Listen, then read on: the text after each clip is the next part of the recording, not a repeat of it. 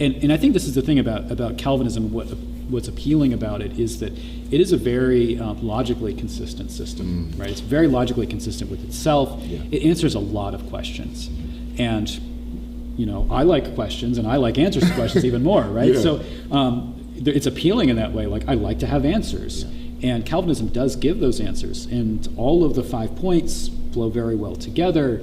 And you've got this idea of a covenant of redemption and eternity past that even starts the whole system, and it's all so logical all the way through, but it's not scriptural. And I think, and Calvinists, of course, are going to deny this, but I think what happens is that to some extent logic does take precedence over Scripture, in that the way that Scripture is being interpreted is people saying, but this is the only way it makes sense.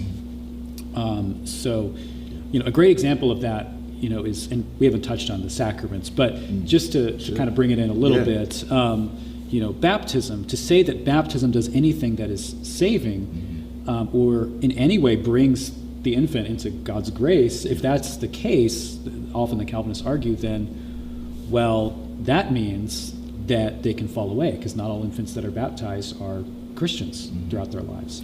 And it messes with the P of tulip, right? So oftentimes when I have this conversation, I say, but what do the texts about baptism say? Here are the clear words, here's the context.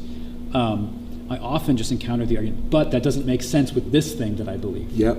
And it's that but that doesn't make sense. Exactly, yeah. That really, I think, is the hindrance for a lot of people. Yeah. And sometimes people, kind of mock Lutherans, like, you guys don't make any sense. They're just all about mystery and all this weird stuff. But we should be about mystery. Yeah. And I think we should rejoice in mystery.